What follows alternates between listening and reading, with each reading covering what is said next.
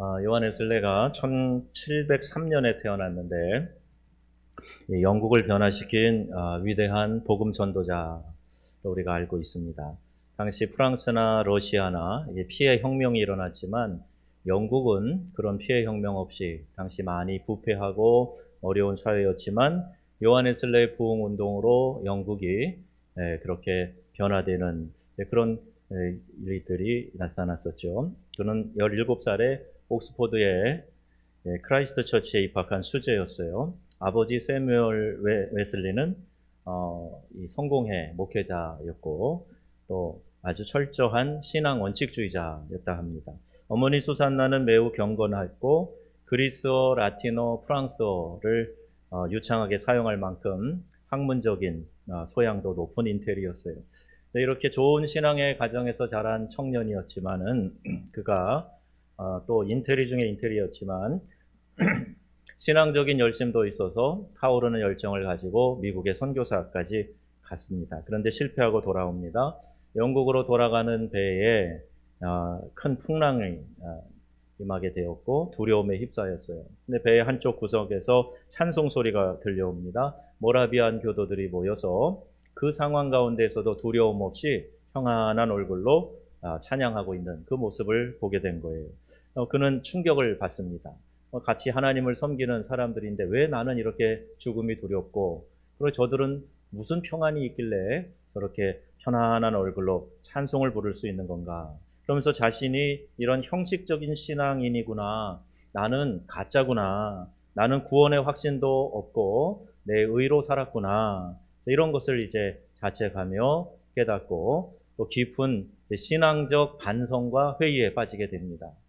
그럴 때 웨슬레가 이 평안의 문제를 통해서 내가 진짜 거듭난 그리스도인이 아니구나 하는 것을 깨닫게 된 거예요.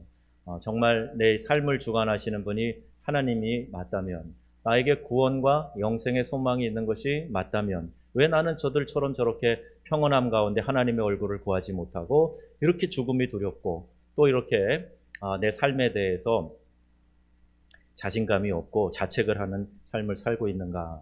이런 회의에 빠지게 됩니다. 1738년 5월에 영국의 올더스게이트라고 하는 한 거리에서 우연히 거리 전도자를 통해 마틴 루터의 로마서 서문을 듣게 됩니다. 그리고 거기에서 마음이 뜨거워져요. 비로소 이제 진정한 회심을 경험하게 된 거예요.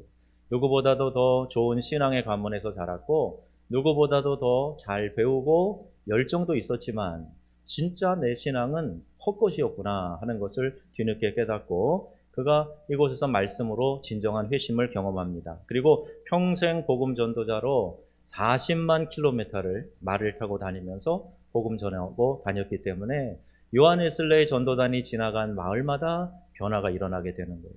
마을마다. 그래서 요한 웨슬레를 통해 영국 사회가 개혁이 되었다. 피해 혁명 없이 사회가 변화되었다. 이 역사가 평가하는 평가입니다. 오늘 짧은 세 절 아주 중요한 단어가 나오는데 여기 네 가지 단어가 있어요.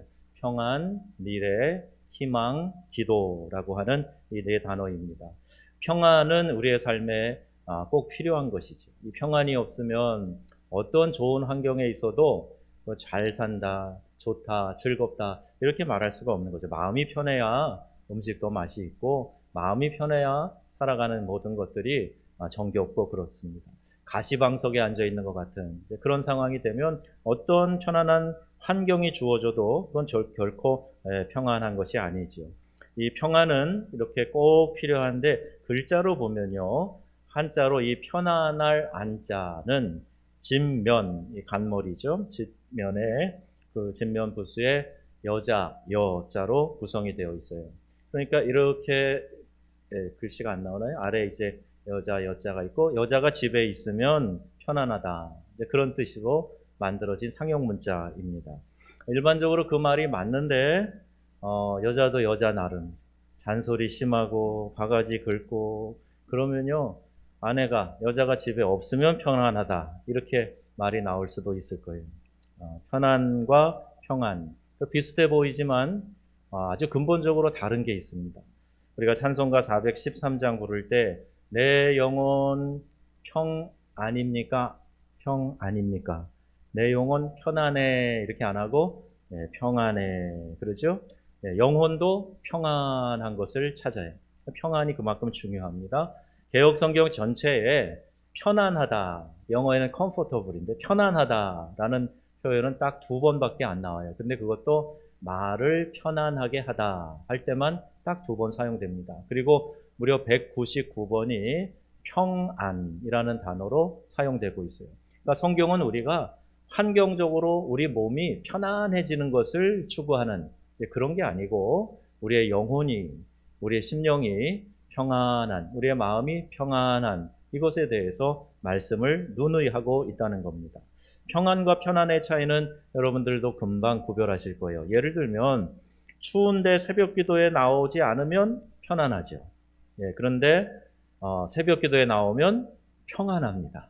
오늘 새벽에도 그런 말씀 나눴지만은 하루를 하나님께 맡기면서 오늘도 성령 하나님 인도하심 가운데 하루를 살겠습니다. 그리고 내 안에 모든 내 인간적인 모든 것들을 하나님께 끌고 와서 하나님께 맡기는 그런 평안이 주어지는 게 새벽 기도 아닙니까? 집 소파보다는 의자가 우리 교회에 있는 의자가 덜 편안해요. 딱딱하잖아요. 그죠? 그런데 예배 드리면 평안하죠. 하나님 우리에게 주시는 평안이 있기 때문이에요. 어두운 지하 묘지 카타콤 모여서 예배하는 것 그게 얼마나 불편하겠습니까? 그런데 이 웅장한 신전에서 예배하는 것보다 분명 편안하지 않죠? 그러나 그들의 영혼은 자유함, 평안함 이것을 택했던 것이에요. 세상은 왜 끊임없이 발전합니까? 왜 세상은 더욱 이렇게 편안한 것을 만들어내고 더 편안하게 만들어내고 이제 그렇게 될까요? 사람의 욕심이 끊임없이 이 편안을 추구하기 때문에 그렇습니다. 옷 세탁해주고 또 그릇 씻어주는 기계 만드는 것이 주부의 삶에 혁명을 가져왔다. 이렇게 이야기를 하는데 또 우리가 전화기를 들고 다니는데 전화기가 선이 없대. 이런 얘기를 들었는데 이따만한 거 있잖아요. 무기로도 쓸 수 있는 거, 벽돌만한 거.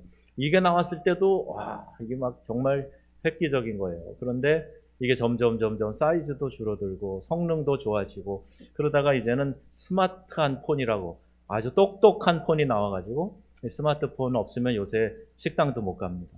전화기 없으면 핸드폰 안 갖고 나가면 식당도 마음대로 못 들어가요. 이렇게 끊임없이 또 그 폰 안에 어플들 앱이 만들어지면서 우리가 좀 더 편안하게 삶을 사는 것 이것을 우리에게 계속해서 개발해서 그렇게 우리들에게 보여지고 있어요. 업그레이드라는 말을 자주 사용합니다. 이제는 모든 분야에서 이 업그레이드라는 말을 우리가 듣는 것 같아요. 그런데 모든 업그레이드는요, 편안함을 추구하는 것인데 이것을 통해서 우리가 심령이 평안해진다. 우리 영혼이 평안해진다. 이런 경험하고는 거리가 먼 것 같습니다. 편안은 해졌는데 진정한 평안은 점점 사라져가고 있는 것이 오늘 우리의 현실이 아니냐. 우리 한번 이렇게 냉철하게 한번 돌아보자는 거예요. 분명 교통이 발달해 있고 훨씬 편안해졌는데 과연 과거에 오랫동안 우리가 이렇게 기다리면서 시간 걸리면서 훅 익히며 삭히면서 했던 그 시대보다 과연 우리의 심령이 평안하냐는 거예요. 단 몇 초면 내 생각을 막 적어가지고 팍 날려버리는데 편지를 썼다가 지웠다가 찢었다가 그리고 우표 붙여가지고 우편함에 넣고 그게 다시 돌아올 때까지 그때가 어떻게 보면 더 낭만이 있고 어떻게 보면 우리의 감정이 더 서정적이었던 거 아닌가 그런 생각도 해봐요. 평안함이 있을 때 우리가 희망을 꿈꾸게 되고 기대하는 마음으로 미래를 준비하게 되는 거예요. 근데 평안함이 깨어지면 에이 모르겠다. 될 대로 되라. 이러면서 인생 포기한 사람처럼 살아가기가 십상인 거죠. 결손가정의 아이들이 그렇습니다. 평안함이 없는 가정의 아이들이 삐뚤어지는 이유가 있어요. 그것은 희망을 꿈꾸고 미래를 기대할 수 없기 때문에 그래요. 마음이 평안해야 미래에 대한 소망의 씨앗을 하나씩 심고 그것이 자라기를 기대할 수 있는 건데 마음이 평안하지 않으니까 미래에 대한 기대가 없어요. 그러니까 에이 모르겠다. 될 대로 되라. 막 살아보자. 이렇게 되는 거예요. 그냥 닥치는 대로 지금 편안하게 살겠다는 생각은 꿈꿀 수 있는 희망찬 미래가 없기 때문에 지금 당장의 쾌락에 순간의 만족에 우리의 마음을 주고 우리의 물질을 주고 그렇게 살아가고 있다는 겁니다. 그래서 잠언 29장 18절에는 이런 말씀을 우리에게 하고 있어요. 뭐라고 되어 있어요? 묵시가 없으면 방자히 행하거니와 이렇게 되어 있어요. 묵시라는 말, 킹 제임스 버전 영어 성경 정통 있는 이 영어 성경이죠. 여기에 보면은 이렇게 이 묵시라는 말을 비전이라는 말로 표현되어져 있어요. Where there is no vision, the people perish라고 되어 있어요. 비전이 없는 사람, 비전이 없는 그곳의 사람들은 망한다. 이런 이야기예요. 여러분, 우리가 소망 없이 평안함 없이 미래를 꿈꾸는 일이 없다면 결국 망하는 일을 자초하게 되고 지금 하는 말과 행동과 지금 심는 모든 씨앗이 결국에는 망하는 결과를 가져오게 된다는 거예요. 꿈이 없으면 백성은 망한다. 허탄한 것을 계속 생각하고 허탄한 것에 우리의 시간과 에너지와 열정 거기다 다 쏟아버리기 때문에 그렇습니다. 그러므로 평안은 희망찬 미래를 여는 기초가 된다. 이것을 성경이 우리에게 말씀하고 있어요. 평안한 삶은 하나님의 뜻입니다. 여러분, 하나님은 우리에게 평안을 주시는 하나님이신 줄로 믿습니다. 예레미야 29장 11절 말씀이에요. 같이 여호와의 말씀이니라 너희를 향한 나의 생각을 내가 아나니 평안이요 재앙이 아니니라 너희에게 미래와 희망을 주는 것이니라. 아멘. 기도하면서 뭐가 하나님의 뜻이냐 이걸 우리가 찾을 때 아주 중요한 하나님의 뜻을 찾아가는 시금석이 뭐냐? 마음이 평안해지는 거예요. 내가 이렇게 하기로 결단을 내렸고 그렇게 하려고 하니까 마음이 편안해지는 거예요. 이게 하나님의 뜻을 찾아가는 응답의 방법이죠. 아주 중요한 시금석이 됩니다. 하나님은 우리에게 평안을 주시는 하나님이세요. 막 불안하고 짜증이 나고 혈기가 올라오고 조급해지고 막 이런 것은 하나님이 주시는 마음이 아니에요. 그거는 마귀가 우리의 마음을 뒤흔들어 놓을 때 나타나는 현상인 겁니다. 여러분, 평안하지 않으면 먼저 엎드려서 평안을 구하시기를 바랍니다. 하나님이 우리에게 평안을 주시는 분이시기 때문에 분쟁과 다툼, 갈등과 분열, 불안과 초조함, 그거 하나님이 주시는 마음이 아니에요. 어떤 의로운 말을 갖다 대더라도 어떤 정당성, 어떤 이유를 가지고 오더라도 내 마음이 기쁘지 않고 평안하지 않으면 불안과 초조, 갈등, 분열, 다툼과 분쟁이 있으면 하나님이 주시는 마음이 아니라는 거예요. 우리 육체 안에 있는 죄성이 우리 안에 넣어주는 사단의 시험이 우리로 하여금 하나님의 뜻에서 멀어지게 만드는 겁니다. 하나님의 뜻에서 멀어지면 멀어질수록 이 거리가요, 이 심리적인 거리가 또 있어요. 육체가 이렇게 가까이 있어도 심리적인 거리가 먼 사람들이 있어요. 이렇게 하나님과 심리적 거리가 멀면 멀수록 우리의 마음 안에는 기쁨과 평안이 사라지게 되는 거죠. 유다 사람들이 범죄하여 바벨론에 망하게 되었고 포로로 잡혀갈 것을 하나님 말씀하고 계시는데 그런데 이것이 재앙이 아니라 평안이다 이렇게 말씀하세요. 아니 지금 나라가 망한다고 말씀하시고 포로로 잡혀가면 끔찍한 거 아닙니까? 이제 노예가 되는 거예요. 종이 되는 거예요. 그런데 이것은 재앙이 아니라 평안이다. 이 말이 됩니까? 그런데 이렇게 말씀하시는 거예요. 29장 10절 말씀이에요. 시작. 여호와께서 내가 너희를 돌보고 나의 선한 말을 너희에게 성취하여 너희를 이곳으로 돌아오게 하리라. 아멘.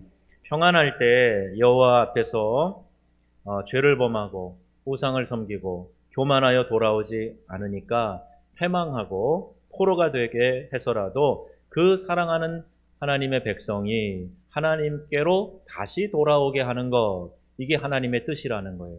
근데 이게 재앙이 아니고 너희들을 결국 회복시키고 살리기 위한 하나님 아버지의 결정, 하나님의 선택이라는 겁니다. 그러니까 죄를 벌하시는 공의의 하나님에 대해서 우리가 알아야 됩니다. 하나님의 이 마음이 예레미야 17장에 잘 묘사되어 있어요. 예레미야 17장 1절 말씀입니다. 유다의 죄는 금강석 끝 철필로 기록되되 그들의 마음판과 그들의 제단 뿔에 새겨졌거늘. 아멘.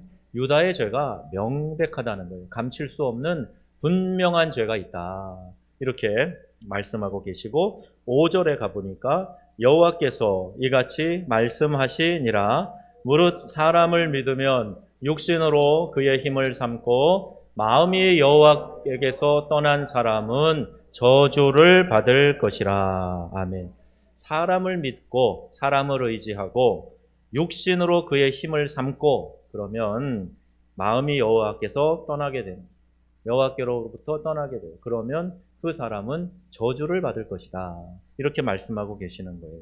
재앙이 아닌 사랑을 베풀기 원하시는 하나님의 마음도 이 17장에 분명히 나타나 있어요. 7절 말씀, 8절 말씀 보겠습니다. 그러나 무릇 여호와를 의지하며 여호와를 의뢰하는 그 사람은 복을 받을 것이라. 그는 물가에 심어진 나무가 그 뿌리를 강변에 뻗치고 더위가 올지라도 두려워하지 아니하며 그 잎이 청청하며 가무는 해도 결실이 그치지 아니함 같으리라. 아멘. 여호와를 의지하고 여호와를 의뢰하는 사람, 그 사람 복을 받는데 시편에도 나오죠. 시냇가에 심기운 나무가 아무리 가물어도 메마르지가 않아요.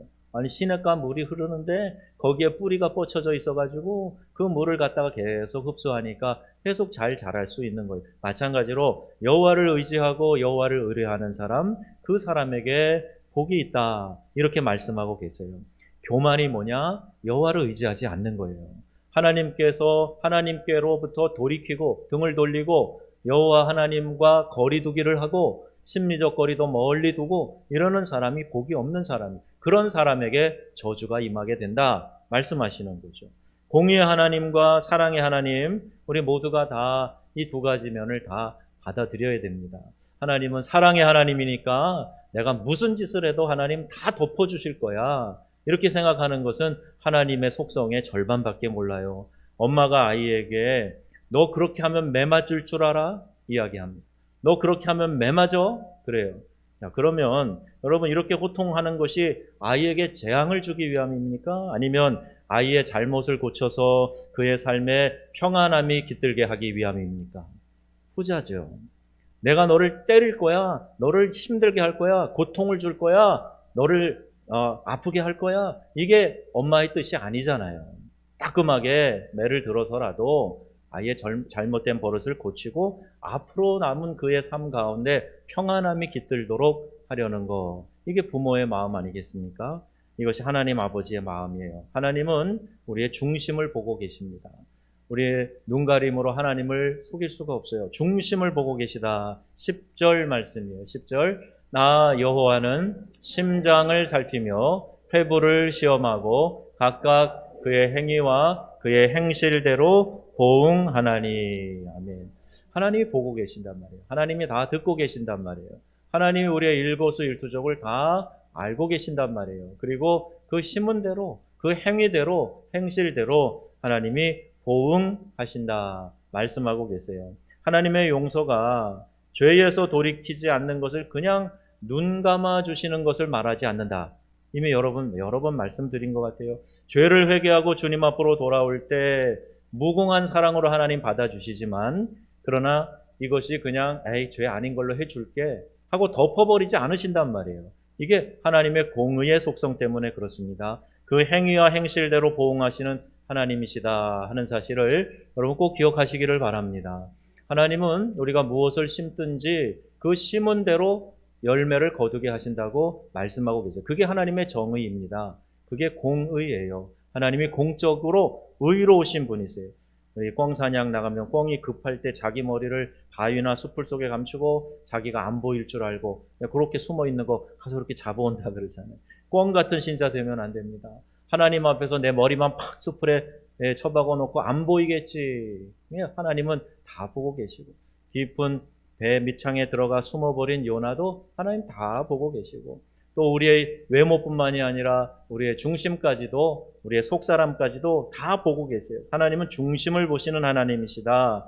그래서 우리 마음을 훤히 들여다보고 계신다 하는 사실을 꼭 기억을 해야 합니다. 29년, 이제 30년 같이 산 제 아내가 제가 뭘 생각하는지 기가 막히게 잘 맞춰요. 물론 제가 속을 좀 잘 보여주는 그런 사람이어서 그렇기도 하겠지만은 같이 산 시간이 많다 보니까 그만큼 많이 알게 된 거예요. 그러니까 표정 하나, 말 하나, 태도 하나, 그 다 왜 그러는지 거의 다 맞추는 거예요. 막 어쩔 때는 두려워요. 어떻게 저렇게 내 마음, 내 속에 들어갔다 나간 사람처럼 알 수 있을까? 우리 김복철 목사님, 어제도 잠깐 만나 교제했는데, 가슴을 쫙 찢어갖고 보여줄 수도 없고 말이에요. 이런 얘기를 자주 하지. 막 찢어갖고 보여줄 수도 없고. 그렇게 안 보여줘도 관심이 있고 사랑이 있고 오래 같이 하면 대부분 그 마음을 압니다. 그런데 여러분, 사람도 같이 오래 살면, 내가 사랑하면, 같이 유심히 지켜보면 그 사람의 식성도 알고 태도도 알고 표정을 보면 다 마음도 읽어지고 그러는데, 하나님이 우리를 모르시겠어요? 우리를 지으신 하나님이 우리 마음 모르시겠어요? 하나님은 우리의 속속들이를 다 아시는 분이에요. 그분께 무엇을 숨길 수 있을 것이다, 이렇게 생각하면 안 됩니다. 하나님, 사람들 앞에서는 감출 수 있어요. 그러나 하나님 앞에서는 그 어떤 한 가지도 감출 수가 없어요. 말 안 하면 모르나, 배 밑창에 가서 자는 요나가 풍랑의 원인인 것을 깨닫게 하시는 하나님, 보게 되지 않습니까? 밭을 판 돈을 감추고 이것이 전부입니다, 이렇게 성령을 속였다가 그 자리에서 쓰러져 죽은 아나니아와 삽비라. 성령은 다 아시니까 이게 다냐? 예, 답니다. 이렇게 됐어요. 그러니 여러분, 얼마나 이 초대교회에 나타난 일로 사람들이 두려워했겠어요. 하나님은요, 징벌을 통해서 악을 제하시고 당신의 백성이, 사랑하는 하나님의 자녀들이 죄악에서 돌이키고 바른 길로 살아가기를 원하시기 때문이에요. 항상 그런 일이 일어나지 않는다 그래서 하나님이 바뀌셨다, 이 시대에는 그런 일이 일어나지 않는다, 아니 이 지역에는 그런 일이 일어나지 않는다, 이거는 우리의 착각일 뿐입니다. 하나님은 오래 참고 기다리시면서 한 명이라도 더 하나님 앞에 회개하고 돌아오고 구원받기를 원하시기 때문에 그래요. 하나님의 징계를 서운해하고 원망할 이유가 하나도 없습니다. 감사히 받으면 후회할 것이 없다, 이렇게 말씀하고 계세요. 또 잠언 3장 11절 12절 말씀 읽어보겠습니다. 내 아들아, 여호와의 징계를 대저 여호와께서 그 사랑하시는 자를 징계하시기를 마치 아비가 그 기뻐하는 자를 징계함 같이 하시느니라. 아멘. 재앙이 아니라 평안을 주시는 좋으신 나의 아버지 하나님을 신뢰하시기를 주님의 이름으로 축원합니다. 또 나의 평안을 너에게 준다 말씀하셨어요. 평안을 너에게 끼치노니 곧 나의 평안을 너에게 주노라. 내가 너희에게 주는 것은 세상이 주는 것과 같지 아니하나니. 세상이 주는 것과 같지 않다. 세상이 어떻게 우리에게 평안을 주겠습니까? 세상은 우리에게 기껏 주는 것이 편안한 몸을 만들어준다, 편안한 환경 만들어준다, 그 정도는 이 세상의 테크놀로지 발달하면서 많이 이렇게 이루어져 가는 것 같아요. 그러나 그것으로 마음 평안해지고 심령이 평안해지고 그러진 않단 말입니다. 진정한 가치는 우리를 평안 가운데 거하게 하는 거예요. 그런데 세상이 우리에게 가지라고 말하는 것은 진정한 만족과 기쁨을 주는 것들이 아닙니다. 순간의 만족은 있어요. 기쁨은 이 죄악의 쾌락도 가져다 줄 수 있어요. 기쁨, 쾌락 찾다 보면 그게 죄임에도 불구하고 순간적으로는 짜릿한 자극이 있을 수 있단 말입니다. 마치 마약과 같이 순간적인 만족과 기쁨, 안정을 누릴 수 있게 해준다는 거예요. 그러나 그 결과가 어떠한가 하는 것은 우리가 익히 아는 일이에요. 돈의 절대 가치를 두고 돈 없으면 죽을 것 같은 마음으로 열심히 그것을 모아드립니다. 그런데 돈 쌓아놓고 평안하다 할 수 있는 사람은 없어요. 지난 주일 설교 말씀에도 이야기했지만은 이게 진짜 어리석은 거예요. 명예를 소중히 여기고 권력을 얻어보았던들 그것이 평안을 보장해 주는가? 아니요, 오히려 그 반대던데요. 내가 이 권력을 부정한 방법으로 갖게 되었을 때 늘 불안해요. 좌불안석인 사람들 많이 봅니다. 이성의 달콤한 유혹, 또 쾌락과 술, 여행과 놀이, 걸치고 다니는 명품, 지나친 성형이 과연 나를 평안하게 하는가? 날씨 좀 추워지면 피부색 코끝이 색깔 변하면 어떡하나 걱정도 늘어가게 되고, 비싼 보석 샀는데 도둑 맞으면 어떡하나 그래가지고요, 금은방에 내가 보석을 샀는데 거기에다가 그 금고에다가 맡겨놓고 자기는 똑같은 이미테이션 걸고 다니는 사람도 있다고 알고 있어요. 여러분, 이게 다 불안해서 그런 것 아닙니까? 그거 얻으면 평안해질 줄 알았는데 더 불안해지는 거예요. 내가 가치를 가지고 이거 하나 얻으면, 이 자리에 올라가면 내가 만족할 것 같았는데 더 복잡하고 더 힘들고 더 불만스러워지는 그런 상황들이 비일비재하다는 겁니다. 진정한 평안은 우리 하나님께서, 우리 주님께서 주시는 것임을 믿습니다. 하나님이 주시지 않으면 그건 참된 평안, 안식이 될 수가 없어요. 이 세상에는 공짜가 없습니다. 그런데 하나님의 은혜는 값없이 주시는 공짜예요. 값없이 주시는 거예요. 가치가 없어서가 아니라 너무나 그 가치가 크기 때문에 그 어떤 것으로도 지불할 수 없어서 그냥 우리에게 값없이 주시는 거예요. 아들 예수를 십자가에 죽게 하고 속량하셨기 때문에 우리는 그 아들 예수님을 구주로 인정하기만 하면 이 은혜를 받게 해주시겠다 말씀하고 계시는 겁니다.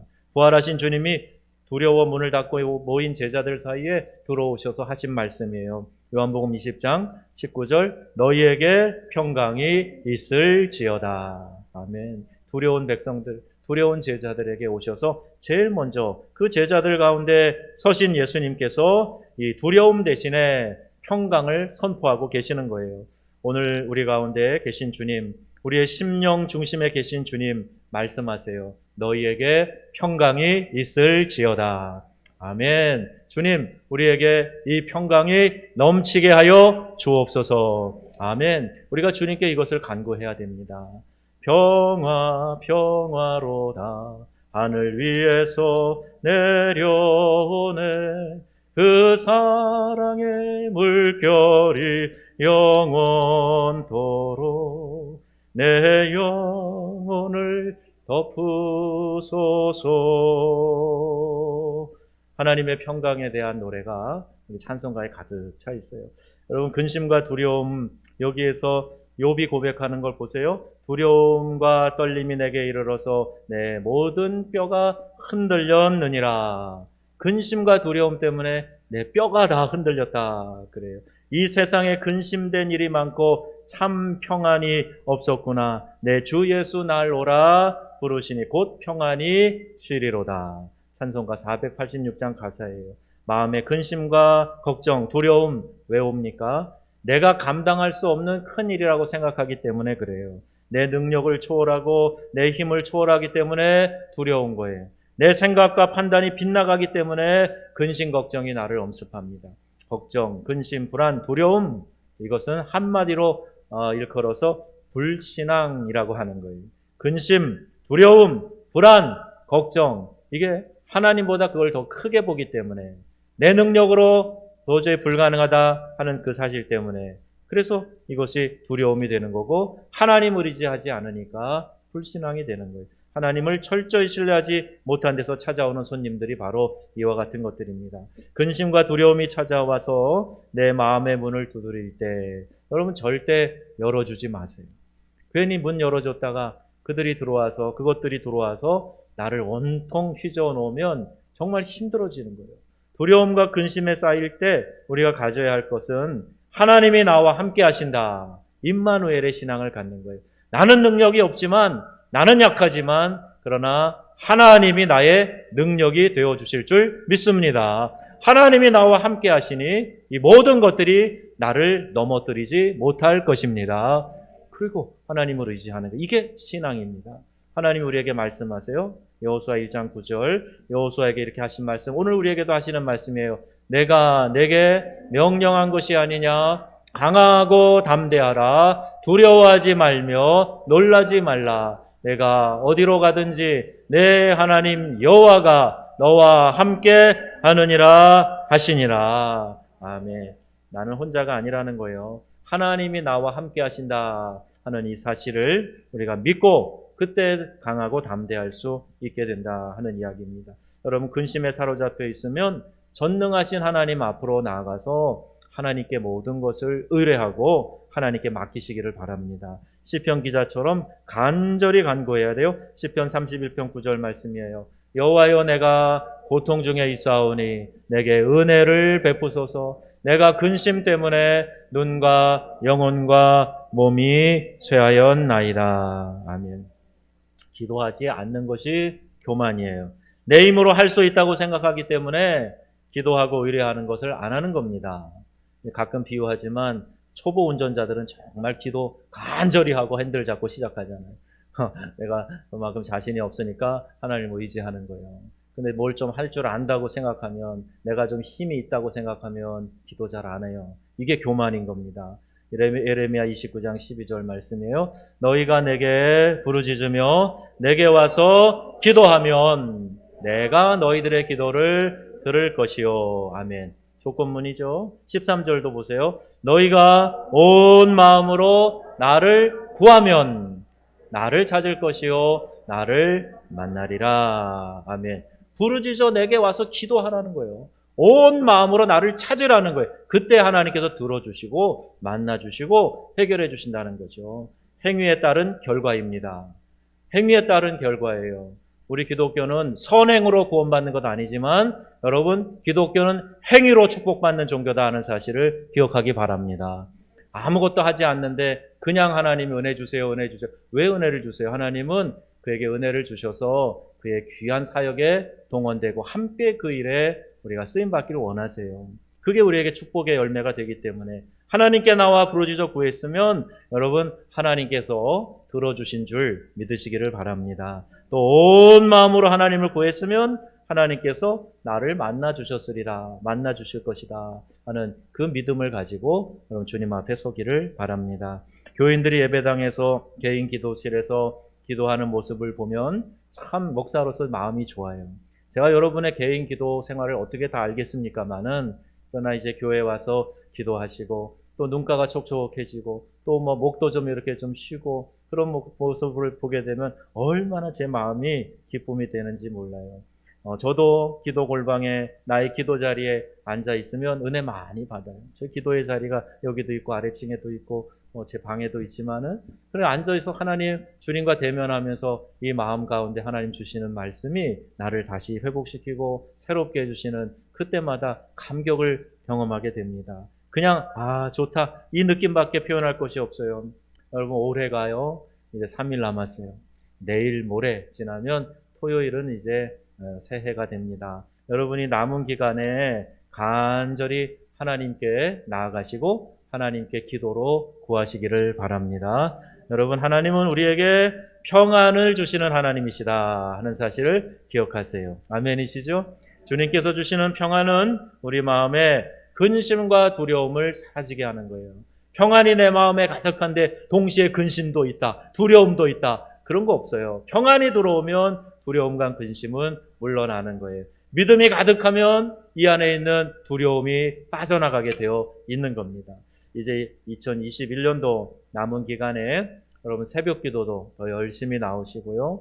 그리고 더욱 간절히 기도함으로 하나님이 주시는 평안 가운데 희망찬 미래를 열어가는 저와 여러분들이 다 되시기를, 또 우리 교회 공동체가 되기를 주님의 이름으로 축원합니다. 아멘. 기도하겠습니다.